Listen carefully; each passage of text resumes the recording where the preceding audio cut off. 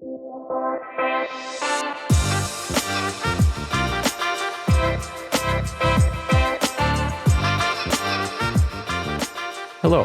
I'm Shawn McIntosh, the Program Chair of the Masters in Multiplatform Journalism at AUA. This is the Focus Series, a podcast channel by the Media Lab. I'm here with two Edward R. Murrow College of Communication professors from Washington State University, which is a collaborative partner of the Center for Excellence in Journalism and our Masters in Multiplatform Journalism program. Dr. Porismita Borah is a professor and director of the Digital Media and Society Lab at WSU. Dr. Borah primarily studies discourse on digital platforms as well as message effects in the context of both politics and health. Dr. Bimbisar Irom is an assistant professor in the Department of Journalism and Media Production at WSU. He conducts research in the area of humanitarian communication with a particular focus on forced migration. Thank you both for being here today. Thank you. You both have recently co-published a paper on virtual reality and the role that it might play in generating empathy for migration and for humanitarian efforts. Dr. Borah, as lead author on that, could you talk a little bit about the research findings and what that paper was about? Sure. Yeah, absolutely. We actually we conducted two experiments for that study, and we looked at the sort of the effects of this UN documentary, a virtual reality documentary called Clouds Over Sidra. And we looked at various attitudes and behavior or intention to behavior, sorry. And we wanted to know sort of if VR makes a difference to people's, variables like sympathy and empathy as such. And in this paper, we particularly looked at the conditional effects of people's political ideology. And so what we found from that study was that even if people who are not necessarily inclined towards or have positive attitudes toward refugees, after seeing Clouds Over Sidra on VR versus looking at it 2D on computer, showed more positive attitudes as well as more intention to donate. At least for that particular documentary. We cannot speak of others, but that's what we found. And this is across political ideologies, and this was done in the US, so it was between conservatives and liberals we looked at. And liberals, of course, did not show any difference in this.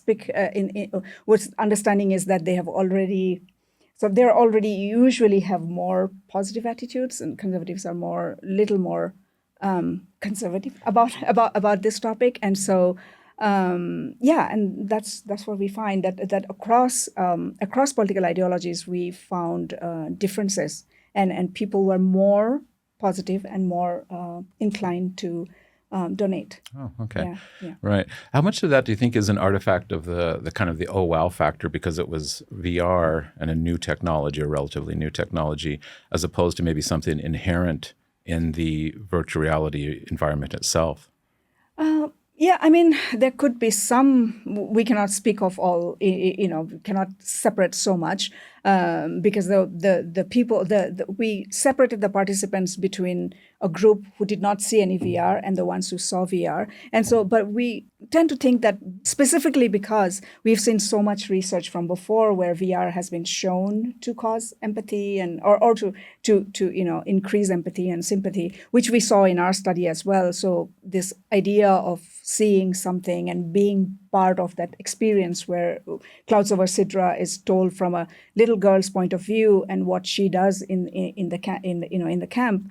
And so it's there could be some of that novelty. We cannot rule that out completely, but we do sort of want to believe that there's some positive effects of watching it over VR. Right.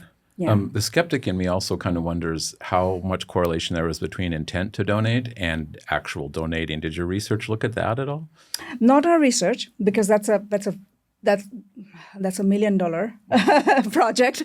We'll need some more money to do that, because you actually have to sort of track their behavior, and that's very, very difficult in social sciences to do that. We could do that with voting and things like that, but whether you donate it, I mean, if we could get money to do a longitudinal study where you can actually track people, whether they went ahead and donated or not, and things like that. But intention to donate, there is definitely positive correlation between intention to donate and whether donations happen or not. And we also had one of the questions where people could actually click on a link, and if you're clicking on a link, then it's another step from just answering to self-reported questions. Okay. So it's kind of, but you can never say whether they would, So it's hard to say that, but there's definitely a positive correlation between intention and real behavior. Okay, so, right. Yeah. I know in the talks that you guys have given on campus to our students, and one of the questions that has come up, which I think is a good question, is it's not too many people have virtual reality headsets, right? It's still beyond the cost for most people and things like that. Do you see that as always being a niche technology, or do you see it slowly starting to get adopted and kind of reaching the early majority as prices come down, as use becomes more common? Yeah, it's kind of hard to say, but I think more and more, at least in our student population, like undergrads, they're becoming more and more aware of, especially with the game, like with the games, video games, I mean, virtual reality games, VR games, it's becoming really common. And I do think that it will become more and more, and people will become, will adopt more. But in terms of refugee and NGOs, and it's not an easy thing, which we talked about the other day as well. And there are definitely limitations. But I still believe, at least personally, I still believe that it could be of use, because these are kind of topics and situations where we want to be able to, we want to increase as much as possible of people's awareness, positive attitudes, donations, or, in general, just being sympathetic and show empathy towards situations like this and crises like this. And so I like to believe that even if it plays a little role, it is still important. Right. Yeah, so the cost obviously from the consumer side is one thing, and then obviously for humanitarian organizations, having the equipment to do that is another cost issue. But again, those costs are coming down. And I know, Dr. Irom, you talked about in a talk of basically giving the camera to people, refugees or people in a camp or things, and just letting them film things themselves, right? Yes. What kinds of benefits and kinds of good points about doing that as opposed to the journalist, like telling the story? Well, yes. I mean, one major positive, in taking that step is, and as I refer to my talk, I mean, and this is not my phrase, but what we call the chain of framings in the research. So when you talk about, a minority person voicing his or her opinion, and then that includes forced migrants, right? And there are barriers of language, there are barriers of geographical, borders, there are barriers of various other barriers. So when we as the audience, when it comes to us, that voice, that comes to us through this various other frames. So you can have the NGO, you can have the translator, you can have the news person standing in front of the voice of the migrant, so to say. So I in many ways, at least on the surface, I mean, when you give a camera or when you give a VR virtual reality camera to the forced migrant, you are actually challenging the chain of framing that I was talking about. So, right. In some sense, I see it as something that can have a very liberating effect, and I think that's I'm finding it very hard to see anything wrong with that step, and especially from a critical perspective. Yeah, right. Yeah, I mean, there's the one part I can definitely see the value in that, but I also see the potential downside in the sense that that you give somebody a camera to play with, and they're not going to be very professional about how they do it. Give it to any kid, and they're going to just jump around and act goofy in front of the camera. And there's certain kinds of visual tropes that we expect that we've been trained to expect in terms of what we see in our professional media, humanitarian, messages, news media, and if we don't see that, I think we can tend to kind of discount how important or how serious something is, right? So how do you counter that in terms of not training the subjects to just simply emulate the mainstream media and just become one more chain of framing, right? No, that's a big challenge, and that's a very interesting question. I think for filmmakers or even from people from the humanitarian organizations, the challenge is to maintain that balance between retaining some semblance of narrative coherence and at the same time being able to see beyond that, because the coherence itself can be a limiting factor, because you want to become, and we in the research we call that it's some sort of a reductive thing that we want to understand their very different life stories through our own lenses, through our own perspectives, and we're doing that with good intent, because we want to relate to them, or the person representing them wants them to relate to the audience, right. And I get that. But at the same time, you also have to understand the fact that it's also a reductive move in some sense. So so long as we are aware of that tension, and I think that would make for a good artifact at the end, media artifact. Yeah. Dr. Borah, in terms of the narrative construct, and I know from my own work with VR, it is a completely different narrative structure. Essentially, how do you guide a user to know where you want them to go, but still give them the freedom to be able to look around and do different things? Have you done any research on that in your lab at WSU or? No, not in terms of the narrative, because the thing is we don't have the equipments to make our own VR films or anything like that. But we've looked at Clouds Over Sidra. We've looked at something which has already been made, and we've looked at that. We would like to in the future compare with other documentaries, other films that have been made on VR, and then maybe we can look at narratives and how that might play a role. Right. But it's really hard to kind of compare, especially in the experimental field, right? You have to have very similar stimuli to be able to compare. So unless we have someone, a VR maker who will make different types of VR films with different narratives, it's hard to compare. Yeah. So we haven't done that, but we've looked at other VR VR games and things like that in terms of alcohol, as I was talking about the other day. So yeah. So those narratives are very interesting. Those are really interesting. It'll be really good if this research sort of restrictions were not there. I think that is something that'll be really important for researchers to study and see, how those might impact. Right. I know, Dr. Irom, you've talked about how journalists cover or don't cover very well humanitarian crises, right? Yeah. The very episodic framing, the lack of context, things like that. Yeah. Do you see these issues are getting worse? Are they getting a little bit better, or has it kind of stayed the same based on the research you've done? Not better. No, but here's the thing. I mean, I think people are becoming more aware, even within the news ecosystem, and I think that's a good thing. And change is an incredibly, long process, and I don't expect newsroom practices to change overnight. I mean, these are these follow long.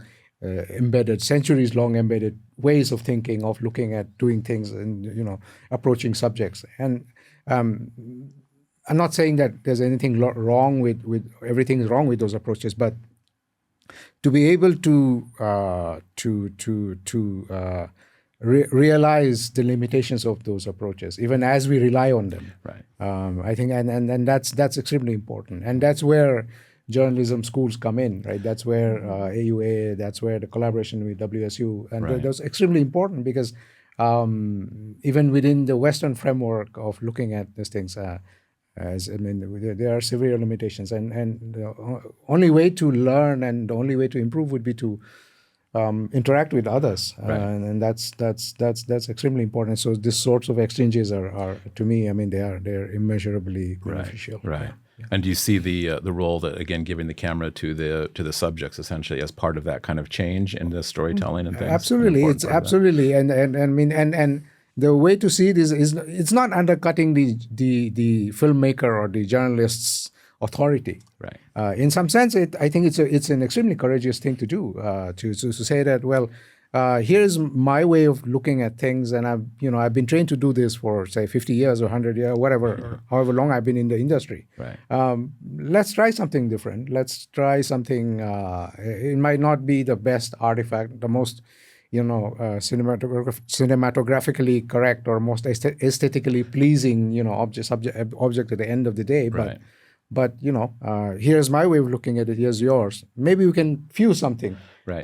Yeah, I mean, I'm sure you can have a VR documentary at the end that fuses both of those perspectives. Right. Yeah. Right. Yeah. And I think there are. I used to think, for example, that people would learn to become more professional with social media and videos, but you see certain things that you would never do in the industry, like jump cuts in the news, and they're pretty much standard online, and younger people don't care about jump. They drive me crazy, but most younger people don't care about jump cuts. Yeah, I mean, I think it's important to preserve some of that innocence and some of that naivety. Right, having that. So, So on the opposite side of naivety, the role of disinformation, misinformation, obviously, is a huge issue all over the world, and especially in this region.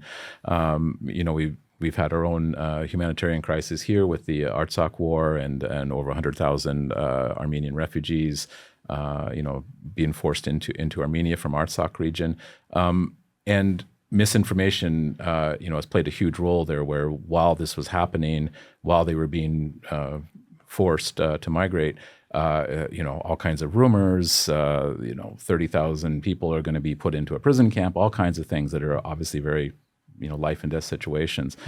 How can journalism better deal with the misinformation, disinformation, especially in the role of humanitarian crises, refugee crises, where there's breaking news, the information always isn't there, right? Yeah. That's the question of the decade, certainly. For one, I think it would be to stick with the old guns, which is go to the usual sources, go to the official sources, go to UN, go to people on the ground. But in a larger, more holistic perspective, it's also to talk to locals, talk to local perspectives, local participants, local NGOs, and a lot of that doesn't happen, and not just in the reporting field, but also with humanitarian relief work, as it were, and that's extremely important in the context of what uses the challenge of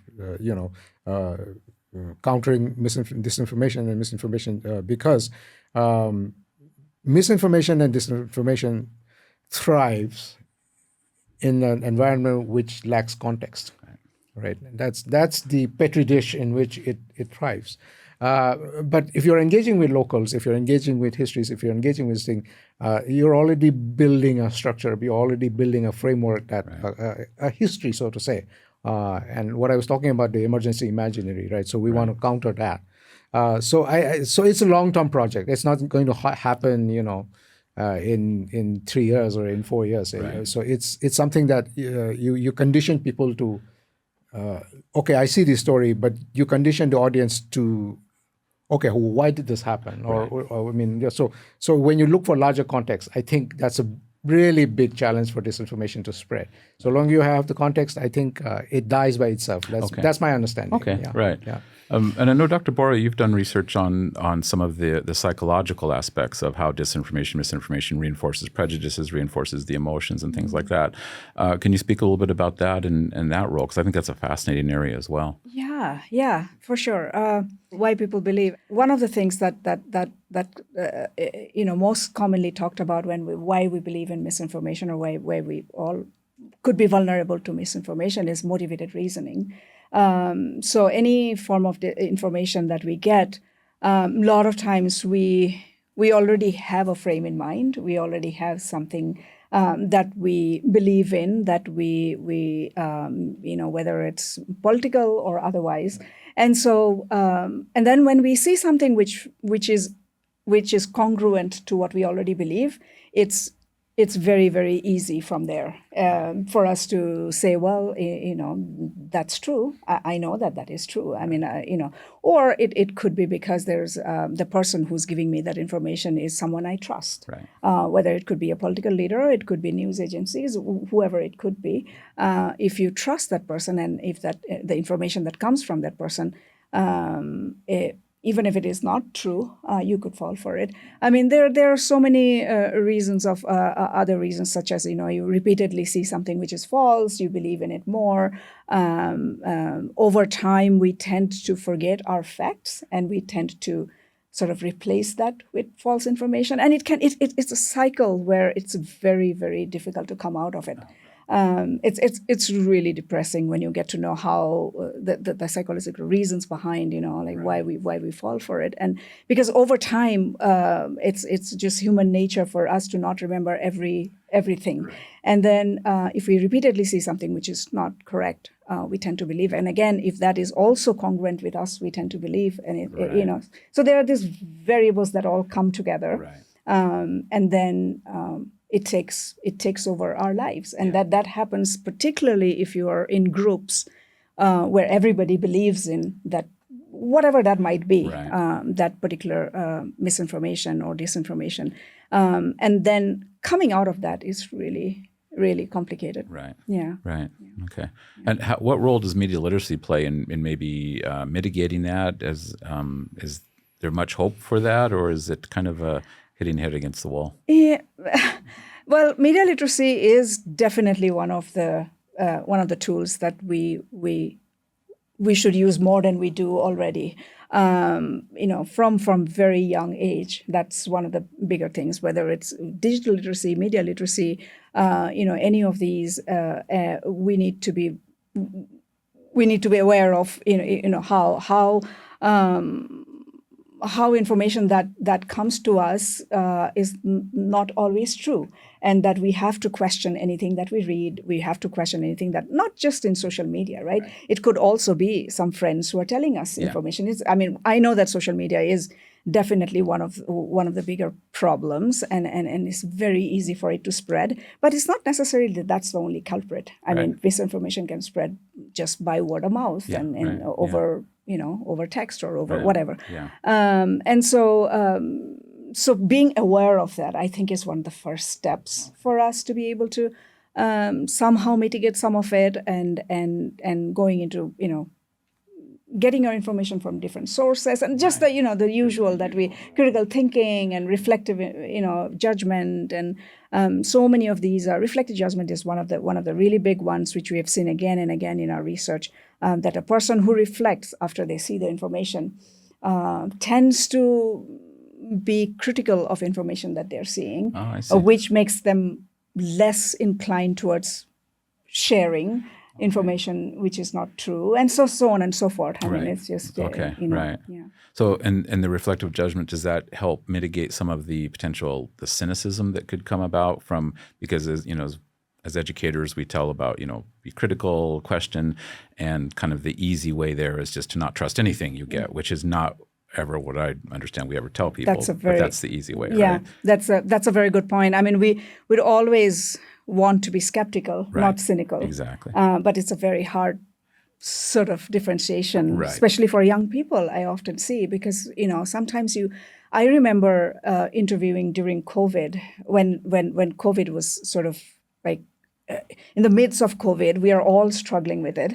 And then there is this whole host of information that you cannot trust. Right. And we know that we are seeing these things, and it's not true. And that's the time I had interviewed about 35 or 40 young adults, and the pessimism, like how cynical they were. I still remember feeling so bad about it, that these young adults are feeling so hopeless. Yeah. They're like, I don't know where to get information anymore. Right. It's and that's true, because you just feel like this is a cycle. This is something we cannot fight. Yeah. That's what we don't want people to think Yeah, that. well, especially as you know with your research in health communication, science communication, that science is not always about the absolute truth. It is still exploring. It is still, refining how you understand things. And that was very hard during COVID to kind of get that across. That's where, that's the problem. That's where you need to know that science is, science is not absolute truth. That we'll always have questions. And it will always, we have to go back and say, well, that was not true. But look, this is new research that has come. And, we have to be able to say, well, okay, that's the process. Exactly. That's how science works. Exactly. Yeah. And so, understanding all of that is very, very important. Yeah, that's always a challenge with science journalism, because journalism very much wants, give me the headline, give me the headline, and I can say what the truth is. And science is always trying to hedge, and it's always very hard for science journalists to walk that line. So exactly. And similarly with journalism and the whole sense of objectivity, right? And the idea of objectivity, and especially thinking of humanitarian coverage, refugee coverage, where by some way, you would almost be helping, trying to get empathy, trying to show sympathy, empathy, helping people, but are you kind of getting rid of some of the objectivity just by covering something in a certain sympathetic or empathetic way, right? Do you think that could be problematic for journalism? No, because I happen to subscribe to the school that believes that that objectivity cannot be in some ways, many ways, separate from a moral understanding of the world, and it's not just another field. It's you go in it with a certain sense of, for lack of a better word, calling. So in some sense you're trying to reflect the world that you see back to your audience. But at the same time, you want to improve the world, the audience or the world that is seeing that picture, right? You do that with a purpose, or calling or purpose, right? Okay. Whichever word you want to use. It cannot be objectivity in the way that we understand it. It cannot be, something that's completely, devoid of, any sense of moral purpose or any sense of. It's not sanitized, right? Nor should it be sanitized, and it's a very very murky field, right? I would be suspicious of any journalist who says that he or she is objective about any story. I would rather say that, well, they have doubts about the story they've written. Right. That means they're trying to improve. That means they are willing to improve. That means they love to learn, and that means they're going to become a better journalist. Right. So with any kind of even in the context of humanitarian reporting, and one of the things that I remember, and I always repeat in my classes, is that position that, what is her name? The journalist I was talking about, when she spoke about objectivity as, you can't when you have to be able to make the distinction between aggressors and victims in any kind of situation, right? So that sense of moral purpose is extremely important. Okay. Right, because in some ways the objectivity just whitewashes all that in many ways, right? So it should not be sanitized. Right. Yeah. So you subscribe more to the old saying of where journalism should comfort the afflicted and afflict the comfortable. Then, right? So. They should punch up, not punch down. Yes, punch up is the way to go. Right. So, for final thoughts, Dr. Borah, what do you think? What recommendation would you give for humanitarian organizations that were maybe interested in exploring the use of VR as essentially an potential empathy machine, or as something to help attract donors, to help get their message out? What kinds of advice would you give? That's a good question. Depends on the organization. If they have the resources to make some films, and even the ones that you were talking about, Dr. Irom was talking about, for giving a camera to the refugees and see their lives and their how they live and what they do. I think that'll be a good start to tell people and show the world what's happening, right? Even if it is, I know these questions had come out the other day too about when we were talking about this, that how do you, even if you share those on social media, there are people who follow those and will see, and even if it doesn't reach a very big audience, but it still might make a difference. And I think, and I mean, sharing, of course, films made by UN and those kind of things are also important, and taking it to the policymakers, that's very, very important. I think we at some point we'd taken part in DC last year in Wilson Center, where we had meeting with filmmakers, VR filmmakers, and NGOs and policymakers, and everyone talking about how VR could play a role. And I think this could be just the beginning, and we see more of it in the future, and could help in some way. Yeah, great. Yeah. All right. Well, I'd like to thank you both very much for being here. This is a really interesting discussion. Three academics, we could sit here and talk for hours, but we have time limits for the podcast. So thank you again very much, and thank you for talking to the students. I know they've really been enjoying your talks, and thank you for listening. So. Absolutely. Thank you for having us. Yeah, thank you for having us, for sure.